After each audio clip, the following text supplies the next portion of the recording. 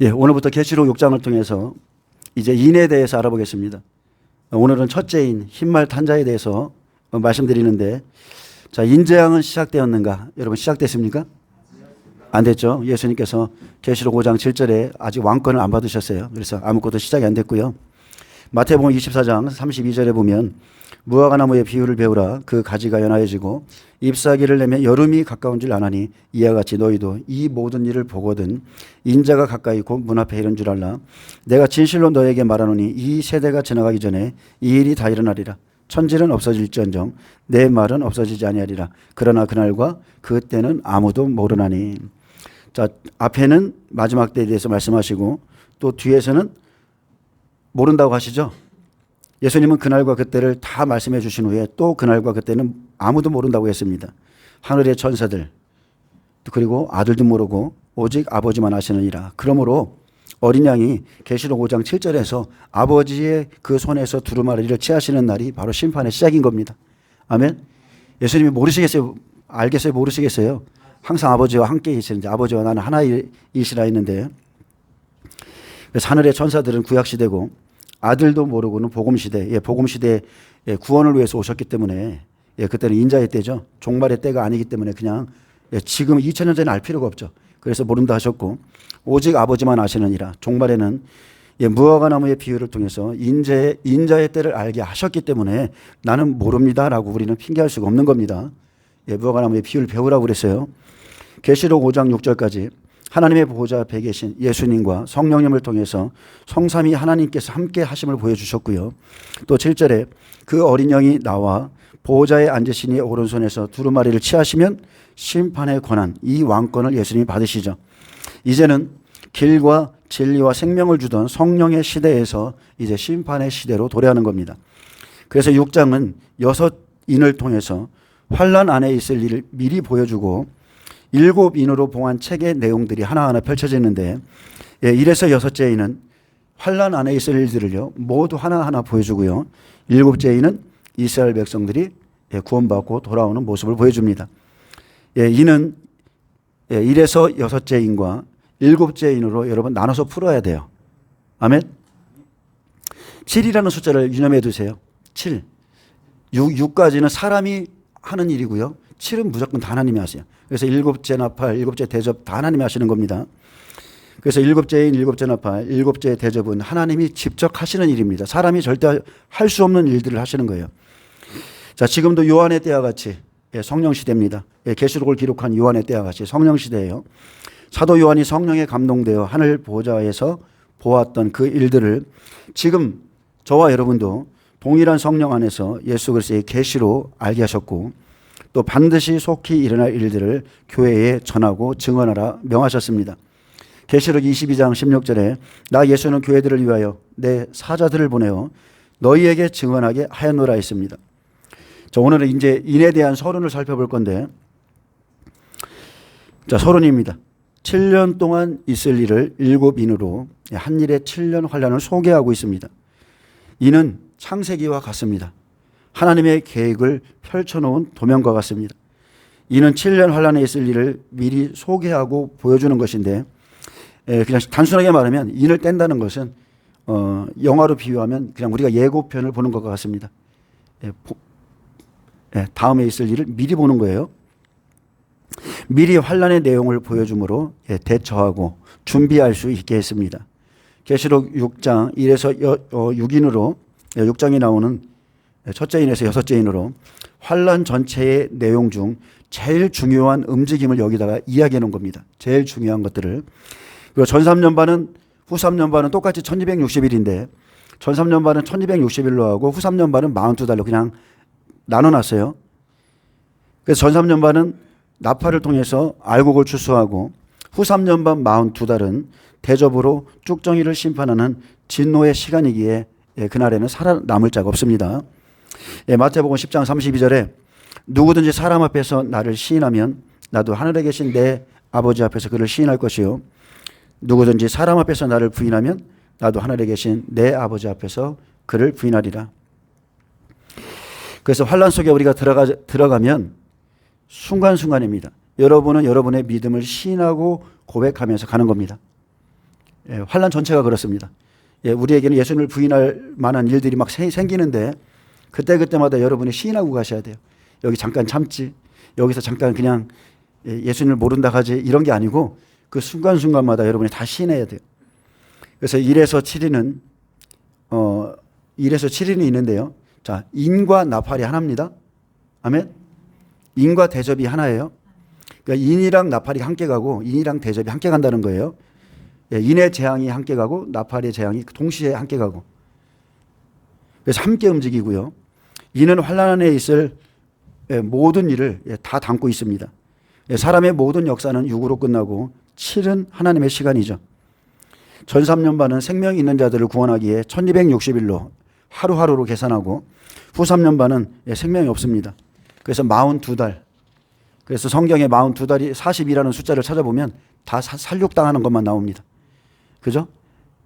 엘리사를 저주했던 아이들이 42명이 앙콤에 막 찢겨 죽잖아요. 그리고 또 누구의 자손이야? 그 아합의 자손인가요? 42명도 한꺼번에 살육당합니다. 42이라는 숫자는 그렇습니다.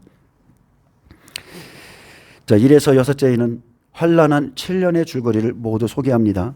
천사와 사람이 같이 움직이고 환란이 시작되면서 인이 열리는 겁니다. 지금 인이 떼어진 게 아니라 환란이 시작되면서 인이 열리고요. 아직까지 그 어떤 인은 떼어지지도 않았습니다.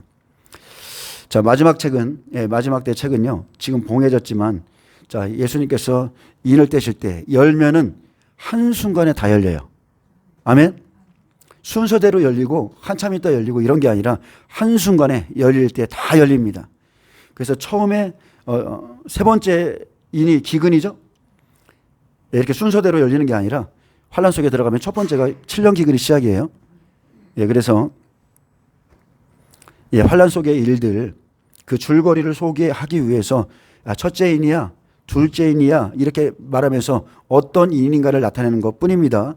나팔이 시작되면서 나팔과 인이 그 안에 있는 담긴 내용들이 동시에 떼어집니다. 기근이 올 때, 전염병도 오고 하늘에서 또 바다에서 재앙이 내릴 때에 그때는 또 흰말과 붉은 말 움직임에서 추수할 자들을 막 여기저기서 추수하는 거예요. 정신없는 날이 될 겁니다. 그래서 흰말, 붉은 말, 검정말, 청황색 말이 동시에 일하기 시작합니다. 그래서 도적같이 임한다는 겁니다. 그날은 도적같이 임한다. 7년 기근이 한 일의 시작이고 준비되지 않고 있다가 그날 딱 시작되면 도적 같습니다. 하늘에서 피 섞인 우박, 불 떨어지고 바다의 재앙 3분의 1 깨지고 막 이런 일이 우리 눈앞에 한순간에 펼쳐지는 겁니다. 그리고 7째에는 하나님이 이스라엘 백성들의 회개 기도를 받으시고요. 자, 나팔도 1에서 6나팔은 증인들이 일하고 7나팔은 하나님의 시간으로, 자, 부활, 휴거, 예비쳐가는 사건, 30배 순교하고 낙원에 가는 거 다 하나님이 하시죠. 여러분, 무조건 7이라는 숫자는 다 구원에 관계된 일인데 구원은 오직 하나님의 손에 있습니다. 그리고 대접도 마찬가지입니다. 1에서 6대접까지는 사람과 함께 일하죠. 아마겟돈 전쟁까지 다 끝나는 거예요. 그런데 7대접은 하나님의 시간이기에 새하늘 새 땅을 하나님이 만드십니다. 이것은 사람이 할 수 없는 일이죠. 7째인도 마찬가지예요. 사람들을 막 이스라엘 백성들에게 주의 성령을 부어서 회개시키고 그 기도를 받는 것도 다 하나님이 하시는 겁니다. 그래서 7째인 7째 나팔, 7째 대접, 하나님의 일이시기에 거기에는 표적이 따르고, 이 세 가지, 이날에 큰 지진이 일어나죠. 큰 지진이 일어납니다. 환란이 시작할 때도 큰 지진, 7째 나팔에도 부활할 때도 큰 지진, 새하늘 새 땅 만들 때도 큰 지진. 그래서 하나님이 하신다는 걸 보여주고요. 7째인은 하나님이 기도를 받으시는 시간, 7개월, 10일입니다. 7개월 10일, 210일인데 전 3년 반 시작 때 7째 인이 떼어지면서 환란이 시작됩니다. 환란이 시작된다는 것은 두 증인이 예루살렘에 들어가 복음을 외쳐주고, 그러면 그들이 7개월 동안 회개 기도하는데 그것이 속죄절입니다. 자, 7째 나팔은 이방인 두 증인이 순교하고 부활하죠.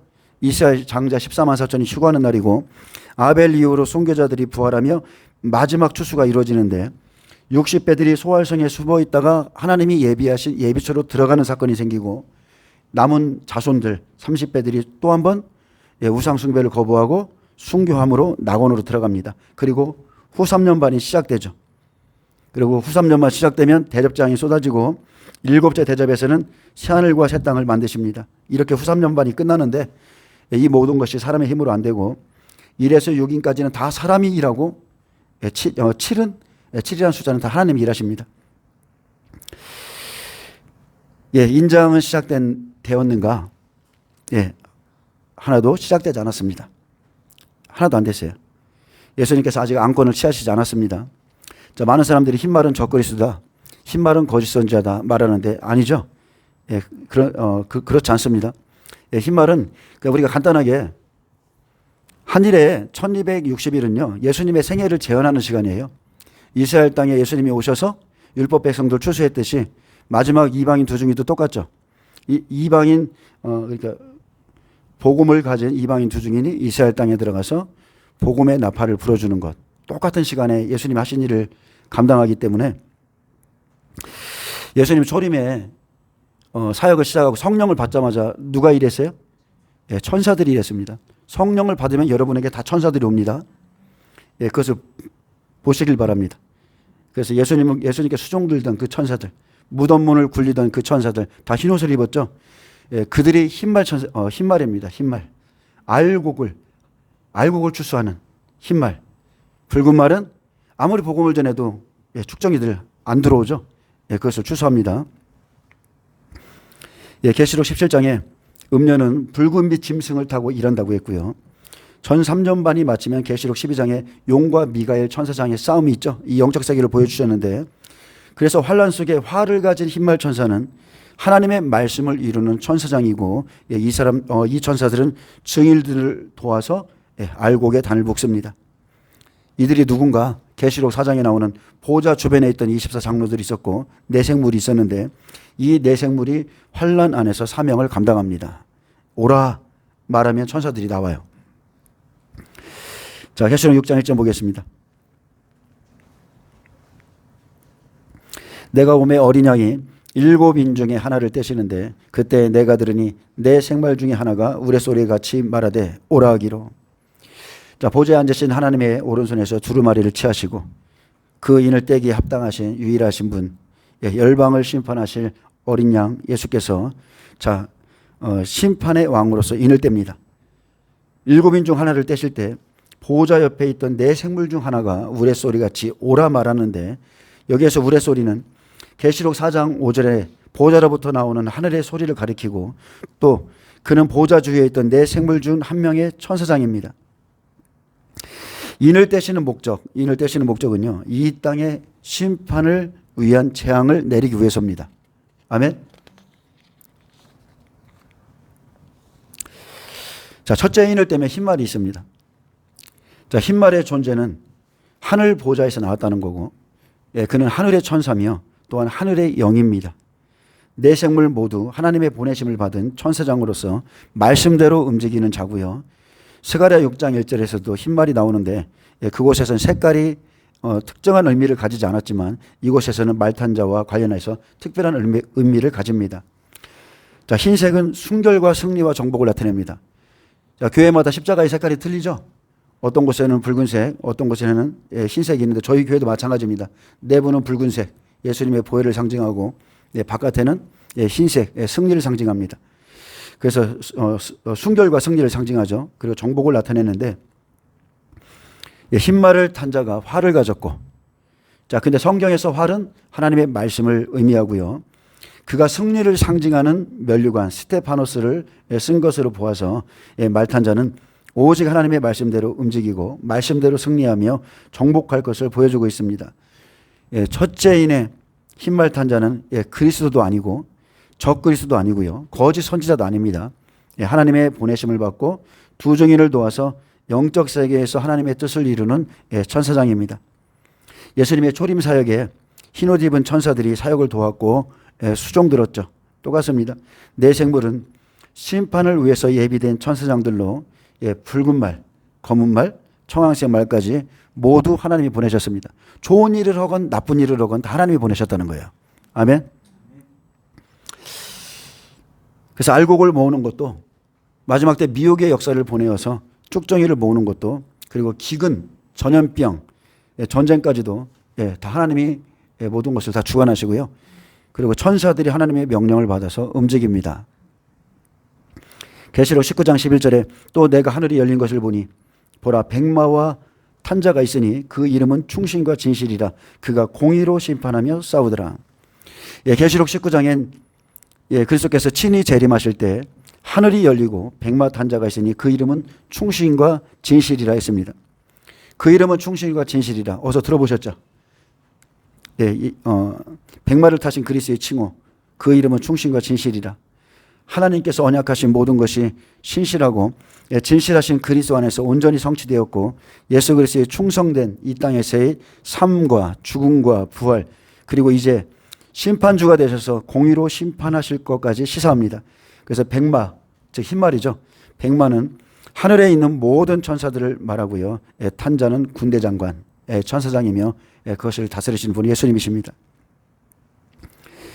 증인들과 그의 추수꾼 천사들은 함께 움직이고 하나님의 공의의 법으로 열매를 추수합니다. 예수님께서 공의로 심판하며 싸우신 것처럼 을롭고 진실하신 하나님의 심판의 기준은 말씀이죠. 말씀을 가지고 추수하는 거예요. 말씀대로 행했는지 행하지 않았는지 기준은 말씀입니다. 그래서 어린 양이 심판한다고 7인 중에 하나를 떼자 내 생물 중 하나가 오라 명했고 이제 천사들이 즉각 움직입니다. 우리가 성령을 받으면요. 성령의 불을 받으라 뭐 이렇게 예수님의 이름으로 명령도 하고 하잖아요. 우리 성령님이 그 일을 하실까요? 아니죠. 성령 하나님이세요. 하나님. 성령 하나님이세요. 근데 성령 하나님이 우리가 해라 이런다고 하시는 분 아니에요. 우리 안에 계신 성령께서 우리의 입술을 통해서 감동을 주시고 감화를 주시고 어떤 사역을 할 때에 우리를 잠시 사용하시면 그 명령에 따라서 천사들이 움직이는 거예요. 예수님 옆에 병 고치는 천사가 있었고, 그죠? 수종 드는 천사가 있었고, 천사들이 움직이는 겁니다. 계시록은 처음부터 끝까지 다 천사에 대한 이야기입니다. 그래서 우리는 우리 안에 계신 성령님이 모든 것을 주관하시기 때문에 그분의 이름으로 명령하고 일을 행하는 것은 천사들이에요. 자, 2절 보겠습니다. 이에 내가 보니 흰말이 있는데 그 탄자가 활을 가졌고 면류관을 받고 나가서 이기고 또 이기려고 하더라. 자, 흰말은 천사들입니다. 흰말 탄자는 승리를 상징하는 면류관 스테파노스를 썼고요. 승리의 사명을 받은 천사장입니다. 그래서 흰말은 전 3년 반에 1260일 동안 증인을 도와 권능을 행하는 천사들로서 그 탄자는 군대 장관으로 천사들을 부리는 천사장이죠. 그가 활을 가졌다는 것은 하나님의 말씀을 가진 자고 말씀으로 싸워 이기는 자입니다. 그들의 면류관은 마지막 때 증인들을 돕는 사명이기에 이기고 또 이기려고 싸우는 천사들입니다. 아멘. 그래서 우리에게 계시록 2, 3장에 이기는 자는 말씀한 거예요. 그래서 우리가 이기려고 노력하면 이기고 이기려고 하는 천사가 저와 여러분을 돕습니다. 아멘.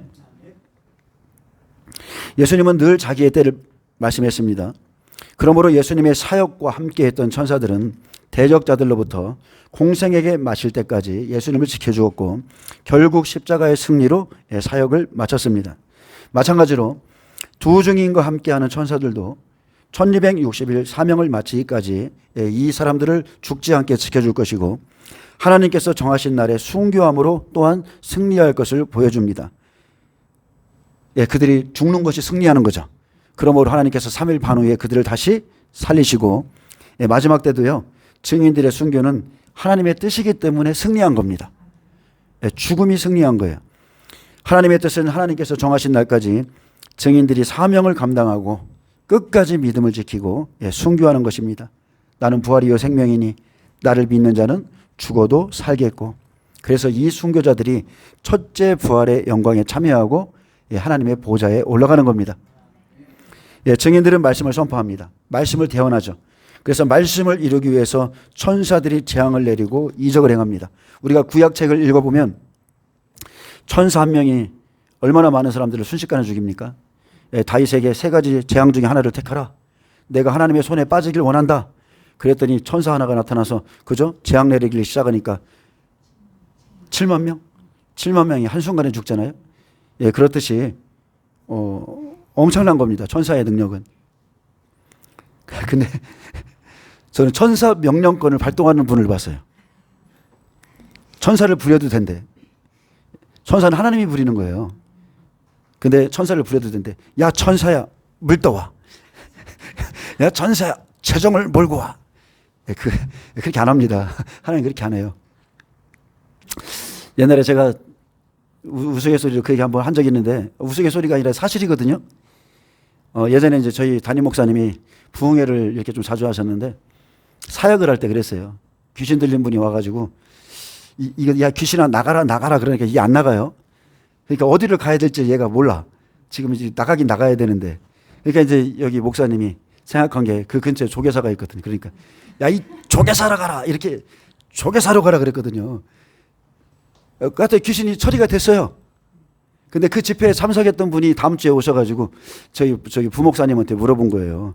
부목사님, 저번 주에 왜 담임 목사님이 귀신한테 조개 사러 갔다 오라 계세요? 이렇게. 이해 못 하신 분이 계신 것 같네. 조개사.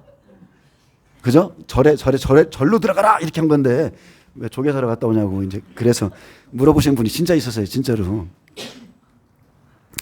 예, 사도행전 1장 8절에, 오직 너희에게 성령이 임하시면 너희가 권능을 받고 땅끝까지 이르러 내 증인이 되리라 했습니다. 그래서 성령이 오시면 여러분 천사가 붙습니다. 권세와 능력이 따르죠. 그래서 뭐 베드로도 그랬고, 그리고 바울도 그랬죠. 옥에 갇혔을 때에 옥문이 막 터지는 겁니다. 천사들이 하는 거예요. 히브리서 1장 14절에 모든 천사들은 섬기는 영으로서 구원받을 상속자들을 위하여 섬기라고 보내졌습니다. 하지만 마지막 때 두 증인에게 주신 그 권능은 엄청나죠. 그들에게 붙은 천사는 엄청난 거예요. 하늘을 닫아 비가 오지 못하게 하고, 입에서 불이 나와 대적을 사르고, 물을 피로 변하게 하고, 아무 때나 원하는 대로 땅을 치는 말씀을 이루는 강력한 천사들이 그 증인들에게 붙어 있습니다. 여기에도 지금 계시는데 보이십니까? 진짜예요. 진짜 있습니다. 진짜 있습니다. 진짜 있습니다. 여기 우리 사모님이 가끔 보거든요. 큰 천사 있습니다. 여기 사역을 돕는 천사 있어요. 계시록 17장 3절에 곧 성령으로 나를 데리고 광야로 가니라. 내가 보니 여자가 붉은빛 짐승을 탔는데 그 짐승의 몸에 하나님을 모독하는 이름들이 가득하고 7머리와 10뿔이 있으며. 자, 흰말이 사명을 이룰 때 반대편에는 붉은빛 짐승을 탄 여자가 있죠. 음녀가 자기가 지명에 세운 짐승 적그리스를 전 3년 반에는 부립니다. 그 짐승의 몸에, 적그리스의 몸에는 하나님을 모독하는 이름들이 가득하고 그 몸에는 하나님을 대적하는 7머리와 권세 있는 10뿔이 있습니다. 그래서 이 여자와 짐승이 성도들과 증인들을 대적합니다. 마지막 때 7머리는요, 각 나라의 7 지도자죠. 선진 8개국. 우리가 쉽게 말하면 영국, 프랑스, 독일, 이태리, 미국, 일본, 러시아, 캐나다. 근데 이 8머리 중에서 한 머리가 적그리스로 나가는데 2014년에 유로마이단과 크림반도가 러시아 연방에 편입되면서 러시아가 여기 퇴출당했죠. 그리고 현재 G7 국가에서 빠져 있습니다. 자, 뿔은 성경에서 권세를 상징하고요. 10뿔은 유럽의 정치 경제 공동체인 EU로 권세를 가지고 지정하고 부리고 명령하며 주관합니다. 그래서 현재 러시아 사태를 보면 어쨌든 간에 그들이 가진 권세가 얼마나 대단한 건지 알 수 있습니다. 자, 흰말 탄 자가 활을 가지고 나가서 이기려고 합니다. 활은 말씀에 대한 비유예요. 다윗은 누구의 이름으로 나갔어요? 네, 맞습니다. 다윗은 만군의 여호와의 이름으로 나갔습니다. 그는 말씀으로 나간 사람이에요. 말씀을 의지해서 나간 사람이에요. 활은 하나님의 말씀을 의미하는데 여러분, 저와 여러분의 입에는 권세가 있습니다. 어떤 말이든 말에는 힘이 있습니다. 왜냐하면 말 자체가 영이기 때문에 그렇습니다. 말 자체가 영이에요. 잠언서 25장 18절에 자기의 이웃을 쳐서 거짓 증거하는 사람은 그랬습니다. 거짓 말하는 사람은 방망이요, 칼이요, 뾰족한 화살이니라. 아멘. 그의 말이 뭐라고요? 방망이요 칼이요 뾰족한 화살이니라. 그래서 악인의 말도 의인의 말도 화살이기에 누군가에게 영향을 줍니다. 어떤 때는 방망이처럼 때리고 활처럼 막 찌르죠. 말이 찌릅니다. 칼을 칼처럼 난도질하고요, 가슴을. 그래서 거짓말로 동료를 때리고 말로 가슴을 찢고 또 말은 화살처럼 바뀌어서 고통을 안겨주고 때론 방망이요 칼이요 뾰족한 화살이 됩니다. 말로 상처를 주고요, 실족시키기도 하고 또한 말로 소망을 주고 생명과 사랑과 믿음을 주기도 합니다. 그래서 말은 영이기 때문에 한 번 뱉은 말은 심판 날까지 없어지지 않고 누군가를 죽이기도 하고 살리기도 하면서 살아있는 거예요. 누군가 나에게 상처 주면 잊혀져요, 안 잊혀져요? 오래 갑니다. 진짜 오래 갑니다. 용서하기까지가 진짜 힘듭니다. 그래서 서로를 평가하면서 남을 비판하고 자기가 가진 생각으로 정죄하고 여러 사람이 모여서 수근수근 하는 것은 다 영들의 활동인데 그 영들이 사람을 공격하는데 그것은 자세히 보면 로마서에서는 사형에 해당하는 자라 있습니다. 이런 일을 행하는 자는 사형에 해당한다. 우리가 자주 짓는 죄죠. 저도 이 말씀을 준비하면서 좀 부끄럽습니다. 수근수근 저희도 있습니다. 근데 로마서에서는 이런 일을 행하는 자는 사형에 해당된다고 그랬어요. 때론 누군가를 위한답시고 이 사람의 비밀을 저 사람에게 옮기는데 결과적으로는 당사자에겐 그 말이 살인행위가 될 수 있습니다. 다시 한번 말하지만 좀 부끄럽지만 저도 제 자신도 이런 일을 저지를 때가 있어요. 사람은 말 한마디에 죽기도 하고 살기도 하기에 성경은 말의 힘이 얼마나 강한지에 대해서 말해주고 있습니다. 우리의 싸우는 무기는 육신에 속한 것이 아니죠. 어떤 견고한 진도 무너뜨리는 어떠한 견고한 진도 무너뜨리고 모든 이론을 무너뜨리는 것은 오직 하나님의 말씀입니다. 저도 사람을 많이 만나잖아요. 하나님을 아는 것을 대적하여 높아진 것을 다 무너뜨리는 것. 그 말씀밖에 없는데 사람들이 그 말씀에는 잘 굽어가지 않습니다. 그래서 모든 생각을 사로잡아 그리스도에게 복종하게 하는 것은 하나님의 말씀밖에 없어요. 그래서 복종케 되는 사람은 사는 것이고 복종치 않는 사람은 복종케 하는 날에 복종을 당하는 것이고 그렇습니다. 그래서 말씀 앞에 복종하지 않는 사람들은요, 자기의 영을 한번 살펴보셔야 돼요. 실제 그렇습니다. 하나님 말씀에 내가 복종할 수 없다? 분명히 이것은 영적으로 좀 처리해야 될 부분이 있는 겁니다. 그러니까 자기의 영을 살피셔야 되고요. 세상의 말을 듣고 세상에 속한 말을 믿고 그렇게 말하는 사람들의 영은 분명히 미혹의 영과 거짓의 영과 아니면 귀신의 영을 따르고 있든지 어떠한 영향력을 받는 것은 확실합니다. 그런데 우리는 다른 이는 잘 보는데 사실 자기는 못 봅니다. 그런데 우리는 다른 이가 잘 보이죠. 잘 보여요. 다른 이는 보이는데 자기가 자기 영을 못 볼 뿐입니다. 잠언서 18장 21절에 죽고 사는 것이 혀의 힘에 달렸나니 혀를 쓰기 좋아하는 자는 혀의 열매를 먹으리라. 자, 하나님의 경고입니다. 죽고 사는 것이 자기 혀에 달려있다. 그러므로 혀의 열매를 지금도 맺고 있어요. 우리는 이제껏 자기가 말한 혀의 열매로 살아왔고 의인의 입에는 생명이 있듯이 악인의 혀는 독이 있다 했습니다. 잠언서 10장 11절에 의인의 입은 생명의 샘이라도 악인의 입은 독을 머금었느니라. 처음에는 몰라요. 사람을 자꾸 만나보면 이 사람에게서 생명이 나오는구나. 이 사람을 만나고 나면 너무 피곤하구나. 이게 시간이 지나면서 알게 되는 거예요. 그것은 영적인 영향력이 지금 미치고 있는 겁니다. 마가복음서 16장 18절에 믿는 자들에게는 이런 표적이 따르리니 곧 그들이 내 이름으로 귀신을 쫓아내며 새방언을 말하며 뱀을 집어올리며 무슨 독을 마실지라도 해를 받지 아니하며 병든 사람에게 손을 얹은즉 나으리라 하시니라. 자, 새방언도 말이죠. 무슨 독이라는 것도 말입니다. 생명을 주는 것도 말에 있고 영혼을 죽이는 독도 사람에게서 나옵니다. 자, 악인의 입에는 독이 있지만 자, 하나님의 말씀을 믿는 장성한 사람들, 성령 충만한 사람들은요, 어떤 뱀의 독을 마실지라도 해를 받지 않습니다. 왜냐하면 알아요. 그 사람의 그 말의 진리를 알고 또 그 사람이 말하는 어떤 말에 대한 분별력도 있기 때문에 그 사람이 우리에게 끼치는 그 뱀의 독을 우리가 들을지라도 해를 받지는 않습니다. 근데 이제 그런 것이 없으면은 말 때문에 엄청난 상처를 입죠. 실제적으로 뱀의 독입니다. 예, 권위자가 아주 강력한 어떤 영적인 사역자가 팍 한 번 말하면 너 나가면 죽어. 여기 교회 나가면 죽어. 이 말을 했는데 나가면 죽을 것 같아. 진짜 죽을 것 같아. 아, 진짜 그래요. 영적인 권위가 있으면 말에 막 눌리고 그래요. 근데 그런 것들이 좀 장성하고 분별이 되면 해를 받지 않습니다. 예. 자, 우리는 날마다 자기의 혀의 열매를 먹고 삽니다. 에베소 4장 25절에 그런즉 거짓을 버리고 각각 그 이웃과 더불어 참된 것을 말하라.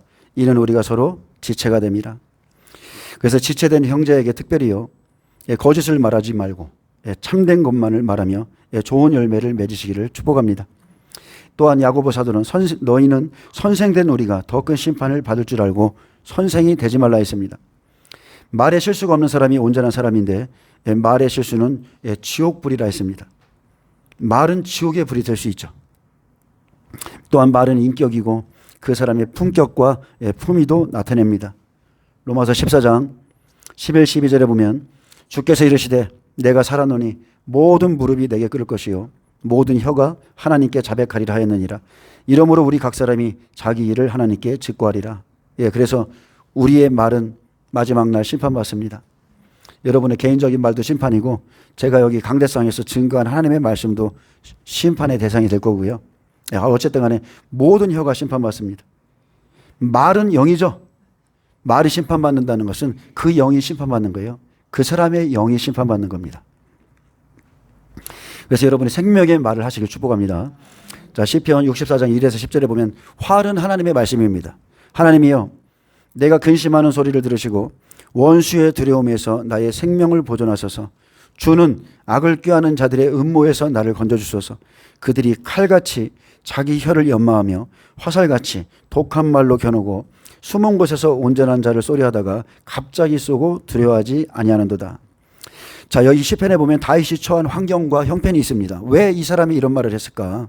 그가 근심하며 두려워 떨 수밖에 없도록 화살같이 독한 말은 누구의 입에서 나오는가? 바로 우리가 영적으로 잘 분별해 보면 이 말의 배후에는 마귀가 있습니다. 악한 말의 배후에는 사실 마귀가 있는 겁니다. 그들은 악한 목적으로 서로 격려하며 남몰래 올무놓기를 함께 의논하고 하는 말이 누가 우리를 보리하며 그들은 죄악을 도모하며 이르기를 우리가 묘책을 찾았다 하나니 각 사람의 속뜻과 마음이 깊도다. 그러나 하나님이 그들을 쏘시리니 아멘. 그들이 갑자기 화살에 상하리로다. 그래서 악한 자들에게 향한 하나님의 말씀을 화살이라고 합니다. 시편 64장 7절에서 10절엔 이제 말씀으로 쏘시죠. 다시 한번 말씀드리지만 자, 그러나 하나님이 그들을 쏘시리니 그들이 갑자기 화살에 상하리로다. 이러므로 그들이 엎드러지리니 그들의 혀가 그들을 해함이라. 자, 무엇 때문에 이 사람들이 이렇게 상함을 입습니까? 그들의 혀입니다. 혀. 그들의 악한 혀 때문에. 그들의 혀가 그들을 해함이라. 그들을 보는 자가 다 머리를 흔들리로다. 모든 사람이 두려워하여 하나님의 일을 선포하며 그 행하심을 깊이 생각하리로다. 의인은 여호와로 말미암아 즐거워하며 그에게 피하리니 마음이 정직한 자는 다 자랑하리로다. 자, 흰말, 증인들을 돕는 흰말은 활을 가졌습니다. 활은 하나님의 말씀. 하나님의 말씀은 화살이기에 흰말은 하나님의 말씀으로 싸워 이기는 천사들이고요. 하나님께서 악한 자들을 향해 쏘시는 화살은 그것 또한 하나님의 말씀입니다. 우리는 말이 박혔다고 그럽니다. 네 말이 내 가슴에 박혔어 이렇게 말해요. 말은 상처와 소망을 줍니다. 믿음과 실족을 불러일으키기도 합니다. 그래서 우리가 하는 말에 따라서 삶의 가치관을 바꿀 수 있습니다. 그래서 여러분 말 잘하셔야 돼요. 자식에게 자꾸 저주하고 좋지 않은 말하면 큰일 나고요. 그래도 긍정적으로 말해주면 그 말의 열매를 맺습니다. 자, 화를 쏘듯 영이요 생명의 말씀을 받는 자는 영이요 생명을 이룰 수 있습니다. 아멘. 그래서 내 영을 먼저 분별하셔야 돼요. 내가 영이요 생명의 말씀으로 다른 이의 영혼을 살리는지 죽이는지 내 영을 먼저 분별하셔야 되고 또한 내가 전하는 말씀, 내가 하는 말은 어떤 말인가 그것도 분별하셔야 됩니다. 예, 악한 자가 하는 말을 칼과 화살로 표현했는데, 자, 구약은 육의 싸움이죠. 그렇기 때문에 활과 창과 화살로 죽입니다. 그렇다면 오늘날은 어떻습니까? 지금 우리는 영적인 싸움을 하고 있잖아요. 영적 싸움을 하고 있어요. 우리는 혈과 육의 싸움이 아니라 공중의 권세 잡은 자 마귀와의 싸움을 하고 있는데, 예, 우리의 싸움은 오직 말씀으로 싸워 이기는 겁니다. 악한 말로 상대방을 죽이듯이, 예, 하나님의 말씀은 심판날에 악한 자를 죽일 것이고, 예, 지금은 아니에요. 예, 재앙의 날, 환난의 날에 하나님의 말씀이 악한 자를 죽입니다. 그래서 우리가 혈과 육으로 싸우면 안 되고요. 예, 영적인 배후를 잘 보고, 예, 그리고 예, 지혜롭게 싸우셔야 돼요. 자, 우리 말에는 열매가 있습니다. 본인은 잘 몰라요. 근데 주위의 사람들은 알죠. 우리의 말로 상대방의 심령을 상하게도 하고, 때로는 죽이기도 하고, 또 어떤 사람은 살려주기도 하고 막 그렇습니다. 이전에도 한번 말씀드렸는데 여러분도 보셨을 거예요. 말에 대한 그 테스트를 아나운서가 한 게 있죠. 예, 밥 한 공기 여기다 놓고, 밥 한 공기 여기다 놓고, 똑같은 쌀밥을 갖다 놓고요. 하나는 아주 아름다운 말, 긍정적인 말, 예, 칭찬의 말을 해주는 거예요. 그랬더니 곰팡이가 없죠. 곰팡이가 없이 그냥 흰쌀밥이 아름다워요. 근데 다른 하나, 아우 짜증나. 막 싫어. 막 저주의 말을 했더니 그 결과 곰팡이가 싹 감안해갖고 아주 흉하게 된 것을 봤습니다. 그래서 우리가 하는 말을 우리가 먹고 사는 거예요. 내 삶의 지금까지 말의 열매가 지금 내 환경을 지배하고 있다고 해도 되는 겁니다. 자, 그래서 말 잘하세요. 창세기 21장 20절에서 21절에 보면, 자, 마지막 때 돌아온 자, 하나님의 말씀으로 자기 백성을 보호합니다. 자, 마지막 때 돌아온 자가 있죠. 이스마엘이 돌아와요. 근데 하나님의 말씀으로 자기 백성을 보호해요. 그게 이스라엘이 앞으로 구원받는 방법입니다. 하나님이 그와 함께 계심에 그가 장성하여 광야에 거주하며 활 쏘는 자가 되었더니, 자, 샘물을 마셨죠.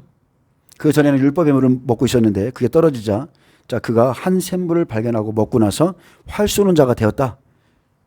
예, 그것도 애굽 여인을 취하는, 예, 그런 자가 되었다고 그랬는데, 애굽 여인 하갈과 그 아들 이스마엘은 그 전까지는 버림받았는데 하나님이 하갈의 눈을 밝혀주자 샘물을 먹고 가서 가죽 부대에 물을 채우다가 그 아이에게, 예, 마시게 하였더니, 자, 하나님이 그 아이와 함께 계심에 장성하여 광야에 활 쏘는 자가 되었다고 했습니다. 이 아이가 계시록 7장 4절에 마지막 때 이스라엘 14만 4천이고요.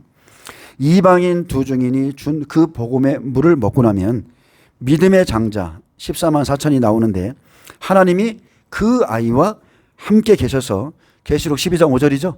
그 아이, 보좌로 올라가는 그 아이, 하나님이 그 아이와 함께 계셔서 자기 민족에게 활 쏘는 자, 자기 민족에게 말씀을 증거하는 자가 되는 겁니다. 아멘. 이방인 두 증인을 통해서 믿음의 100배 이스라엘 14만 4천이 나오고, 14만 4천을 통해서, 예, 그들이 더 이상은 율법 성전에 있지 않고요. 초림의 세례 요한같이 광야에서 활을 쏘는 겁니다. 이들이. 그래서 하나님의 말씀을 자기 백성에게 증거함으로 믿음의 60배, 30배를, 예, 이들이 전삼년 만에 거두게 되죠. 그래서 구원도 마찬가지예요. 복음을 전해주러 들어가는 것은 이방인 두 증인이 하지만 장자들이 나오면 14만 4천이 자기 민족에게 활을 쏘는 자가 되는 거예요. 아멘. 자, 21절에 그가 바란 광야에 거주할 때에 그의 어머니가 그를 위하여 애굽 땅에서 아내를 얻어주었더라. 자, 다시 돌아오는 이스라엘 백성들은요, 영적으로 보면 세상에 있던 애굽 여인과 같습니다. 새 속에 빠져 있던 자들이죠. 이 60배, 30배들이 다 새 속에 있던 자들이에요. 계시록 11장 8절에 그들이 거하는 그 성은 영적으로 하면 소돔이라 하고 애굽이라고도 하며 그들의 주께서 십자가에 못 박이신 곳이라 했습니다. 마지막 때 이스라엘의 모습이 소돔과 같고 애굽과 같습니다. 이스라엘 장자 14만 4천은 자기 백성을 구원하기 위해서 악한 자와 싸워서 이기는 말씀을 가졌습니다. 그 말씀으로 애굽에 속해 있던 백성을 건져 말씀으로 아내를 삼습니다. 그것을 갖다가 애굽 땅에서 아내를 얻어 주었더라 이렇게 표현한 거예요. 활로 관역을 삼듯 두 증인의 말씀이 애굽 땅 여인에게 잘 박힌 못과 같이 박힙니다. 여러분, 말씀을 받는 것도 하나님의 은혜입니다. 그냥 들으면 깨달아지고, 들으면 뭔지는 모르겠지만 그냥 느껴지고 깨달아지는 것들은 다 하나님의 은혜예요. 자, 계시록 19장 11절에서 18절에 보면, 자, 말씀을 받아서 싸우죠. 또 내가 하늘이 열린 것을 보니 보라, 백마와 그것을 탄 자가 있으니 그 이름은 충신과 진실이라. 그가 공의로 심판하며 싸우더라. 백마를 타고 오시는 예수님의 칭호는 충신과 진실입니다. 그것은 라오디게아 교회에 자신을 보이신 것처럼 아멘이시요, 충성되고 참된 증인이요, 하나님의 창조의 근본이시라는 뜻입니다. 그래서 예수님께서 백마를 타고 오실 때 진리와 공의의 말씀으로 심판하시고, 자, 백마는요, 자, 흰말이죠. 이기고 승리하는 자를 상징하죠.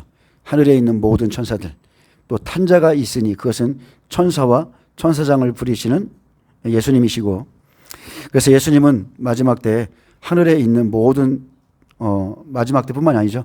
예수님은 하늘에 있는 모든 천사조차 공의로 다스리시는 분이십니다.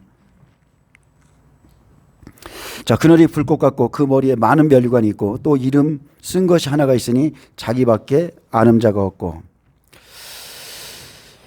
예수님의 눈이 불꽃 같습니다. 여러분, 한번 상상해 보셨나요?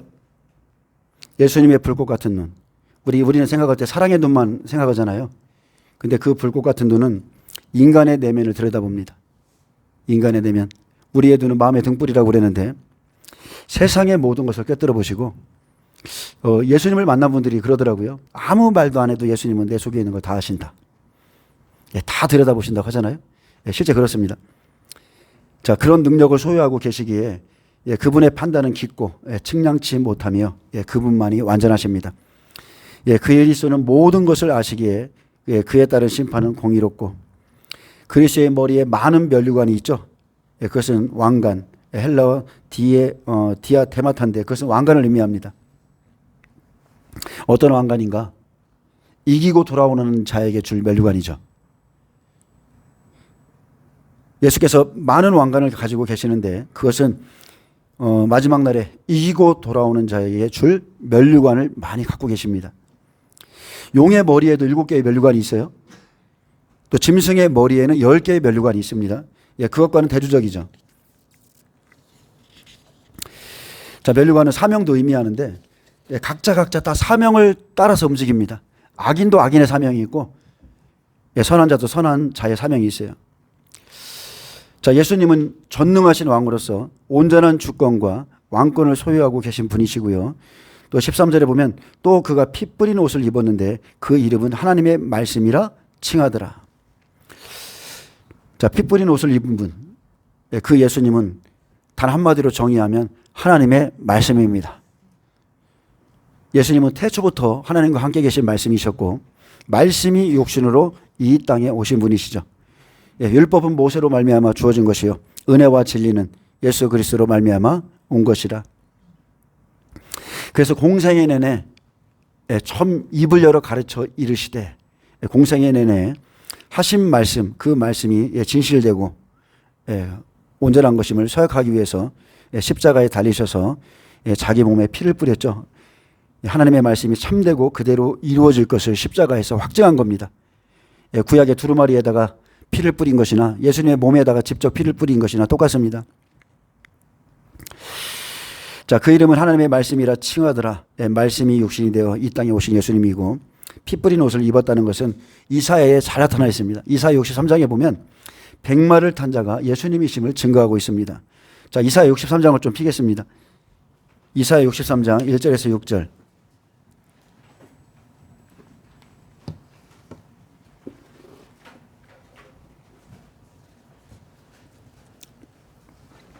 예수님 마지막 때 피 뿌린 옷을 입고 옵니다. 이사야 63장 1절에서 6절에 이사야는 피 뿌린 옷을 입고 백마를 탄 자가 예수님을 증거합니다. 에돔에서 오는 이 누구며 붉은 옷을 입고 보스라에서 오는 이 누구냐. 그의 화려한 의복 큰 능력으로 걷는 이가 누구냐. 그는 나이니 공의를 말하는 이요 구원하는 능력을 가진 이니라. 자, 이스라엘의 대적에게서 피 같은 붉은 옷을 입고 영광스러운 능력으로 오시느니 그는 나요 공의를 말하고 구원하는 능력을 가지신 이인이라 말했습니다. 바로 예수님이시죠. 어찌하여 내 의복이 붉으며 내 옷이 포도주 틀을 밟는 자 같으냐 그랬습니다. 이때가 언제, 마지막 때를 비추면 언제예요? 자, 예수님께서 피 뿌린 옷을 입고 올 때가 언제예요? 알곡은 다 올라갔을 때입니다. 아멘? 그리스도께서 그 대적을 진멸하신 모습을 포도주 짜는 모습으로 보여주셨듯이 계시록 14장 전 3년 반이 마칠 때 구름 위에 앉은 이가 낯을 땅에 휘둘러 땅의 곡식이 다 거두어지죠. 그러면 후 3년 반 심판의 재앙으로 악인을 죽이기 시작하는데 그때 포도주 틀을 밟죠. 예, 그 모습과 똑같은 거예요. 예, 악한 포도들. 하나님 보시기에 포도 같지 않은 포도는 그날에 다 죽이십니다. 계시록 14장에 기록되어 있는데요. 예, 또 다른 전사가 나와 예리한 낫을 가지고 땅의 포도송이를 거두어 하나님의 진노의 큰 포도주 틀에 던지는데 맹렬한 진노의 포도주 틀을 밟을 때 그때 대적들이 흘린 피가 입고 계시는 옷에 튀는 것을 의미합니다. 아멘. 만민 가운데 나와 함께한 자가 없이 내가 홀로 포도주 틀을 밟았는데 내가 노함으로 말미암아 무리를 밟았고 분함으로 말미암아 짓밟았으므로 그들의 선혈이 내 옷에 튀어 내 의복을 다 더럽혔음이니. 자, 내가 홀로 포도주 틀을 밟았다 했습니다. 명확하게 따지면 하나님의 말씀이 대접을 쏟음으로 그거예요. 대접을 쏟으라. 그때부터가 포도주 틀을 밟는 거죠. 하지만 그날에 내가 분노함으로 대접을 쏟겠다고 미리 지금 우리에게 경고하고 있습니다. 계시록 16장 1절에 또 내가 들으니 성전에서 큰 음성이 나서 일곱 전사에게 말하되 너희는 가서 하나님의 진노의 일곱 대접을 쏟으라 하니라. 자, 그들의 선혈이 내 옷에 튀어서 내 의복을 다 더럽힌 날이 바로 대접을 쏟는 날입니다.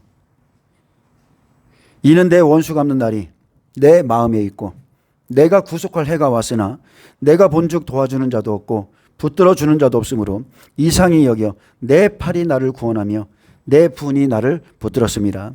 내가 노함으로 말미암아 만민을 밟았으며 내가 분함으로 말미암아 그들을 취하게 하고 그들의 선혈이 땅에 쏟아지게 하였느니라. 예, 아멘. 예, 예수님만이 심판주로서 일을 행하십니다.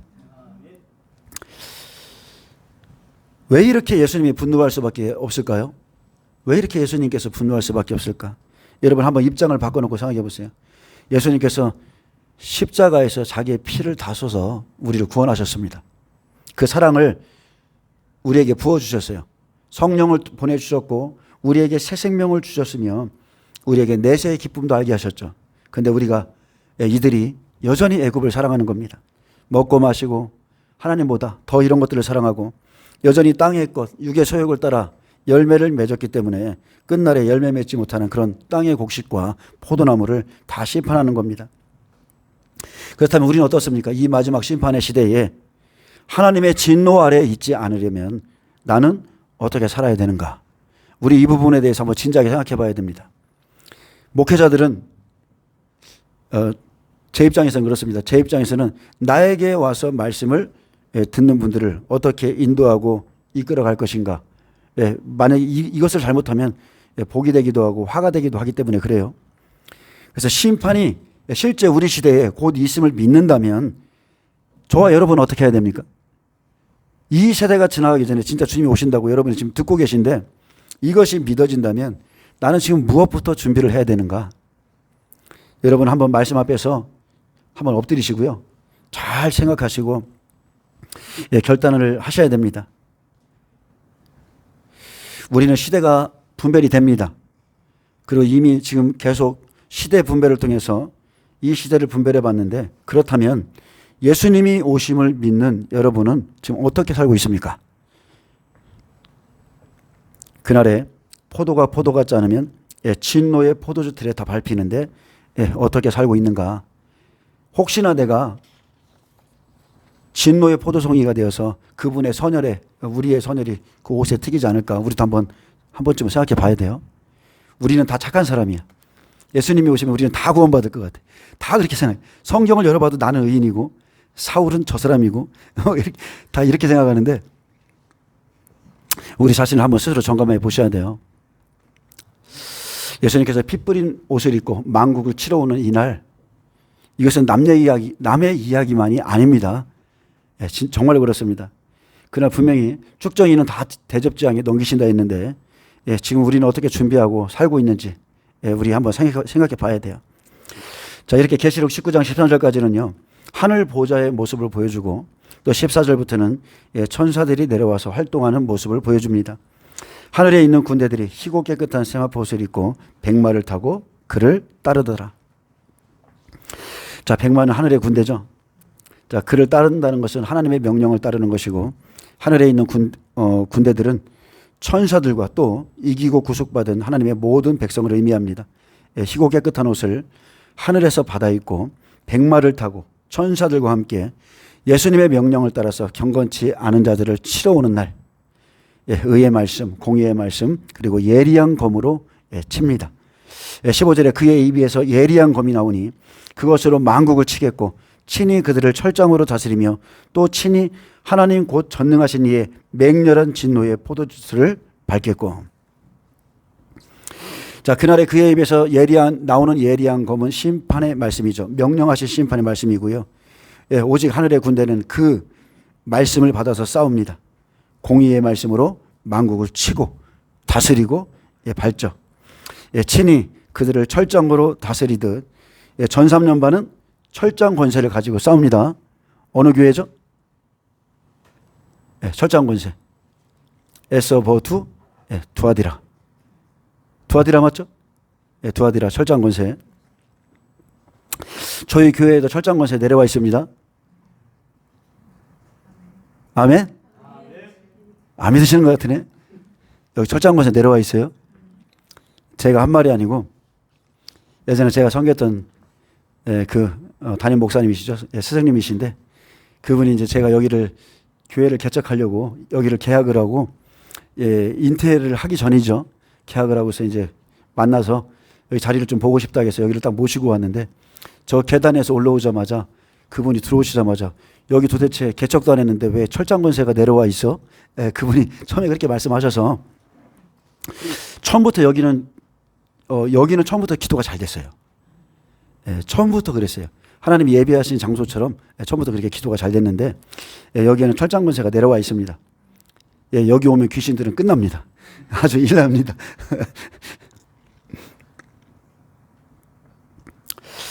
그래서 전삼년반은 증인의 권세, 흰말 천사와 함께 일하고, 자, 흰말이 면류관을 받았듯이 증인을 도우는 사명을 받고 끝까지 이기려고 도와주는 거예요. 우리도 이기는 자만이 하나님 나라 들어갑니다. 그래서 전능하신 이의 맹렬한 진노의 포도주 틀을 밟겠고, 이것은 하나님의 천사들이 하죠. 명령은 하나님이 하시고 이루는 것은 천사들이 하고, 후 3년반 대접재앙 다 천사들이 나와서 하나님의 말씀을 다 이룹니다. 짓밟습니다. 증인과 천사가 함께 사역하지만 천사는 하늘의 법만 가지고 있기 때문에 이깁니다. 제가 말하고 싶은 건 이거예요. 그들은 활을 가지고 있어요. 그들은 다 이겨요. 근데 증인들은, 이 땅에 사는 증인들은요, 하늘의 법과 땅의 법을 함께 가지고 있죠. 영도 육도 함께 가지고 있어요. 우리는. 그래서 천사들이 우리를 도와줘야만 우리가 승리할 수 있는 겁니다. 우리는 엄청 연약합니다. 조금만 성령 충만하면 뭐 된 것 같이 막 힘이 막 솟구치는데 집에 가면 깨구락지가 탁 되죠. 그냥 언제 그랬나는 듯이 쫙 식어가지고. 그래서 하늘의 법과 땅의 법을 갖고 있어서 그래. 우리가 영과 육을 함께 갖고 있어서 진짜 우리는 약한 존재예요. 하나님의 성령의 은혜를 받는 것도 막 받을 땐 좋지만 받고 나면 어떻습니까? 집에 가면 육체가 한없이 깔아지죠. 육은 그만큼 약한 거예요. 영을 담는 그릇은 너무나 약합니다. 자, 계시록 19장 16절 18절에는요. 흰말은 하늘에서 내려온 천사들이 일하는 것을 보여주죠. 그 옷과 그 다리에 이름 쓴 것이 있으니 만왕의 왕이요 만주의 주라 하였더라. 진노의 포도주 틀을 밟고 이 땅에 서신 분, 그분은 만왕의 왕이고 만주의 주이신 예수님이시죠. 하나님이 이 땅을 짓밟습니다. 누가요? 하나님이 이 땅을 짓밟으신다니까요. 그리고 새하늘 새 땅을 만듭니다. 17절에 또 내가 보니 한 천사가 태양 안에 서서 공중에 나는 모든 새를 향하여 큰 음성으로 외쳐 이르되 와서 하나님의 큰 잔치에 모여 왕들의 살과 장군들의 살과 장사들의 살과 말들과 그것들을 탄 자들의 살과 자유인들이나 종들이나 작은 자나 큰 자나 모든 자의 살을 먹으라 하더라. 자, 흰말은 하늘에서 내려온 천사들이 일하는 것을 보여주고 흰말을 탄 자가 활을 가졌습니다. 또한 예리한 곰을 가졌고요. 자, 활을 가진 자가 흰말을 탔다고 하는 것은 부린다는 뜻을 갖고 있습니다. 탄 자가 부리겠죠? 지배한다는 뜻이죠. 탄 자가 그를 말씀으로 부린다는 거예요. 말씀으로. 시편 103편 19절에 보면 여호와께서 그의 보좌를 하늘에 세우시고 그의 왕권으로 만유를 다스리도다. 능력이 있어 여호와의 말씀을 행하며 그의 말씀의 소리를 듣는 여호와의 천사들이여 여호와를 송축하라. 그에게 수종들며 그의 뜻을 행하는 모든 천군이여 여호와를 송축하라. 아멘. 천사는 능력이 있습니다. 여호와의 말씀을 행합니다.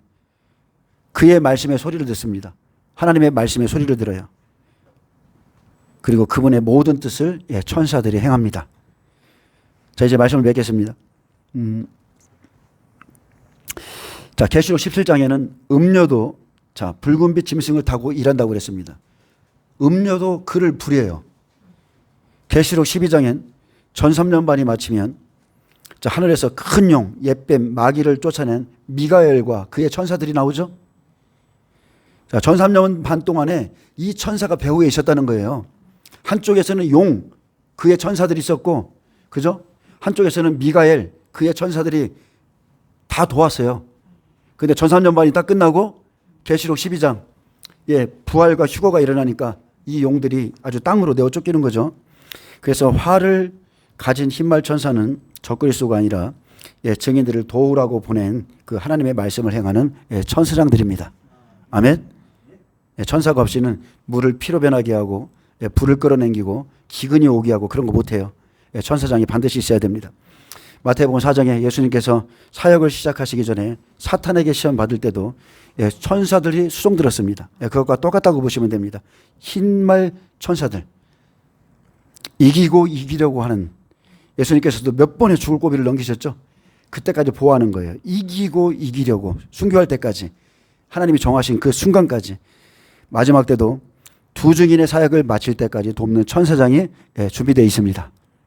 저와 여러분에게도 마찬가지고요. 우리를 돕는 천사들이 이곳에 있습니다.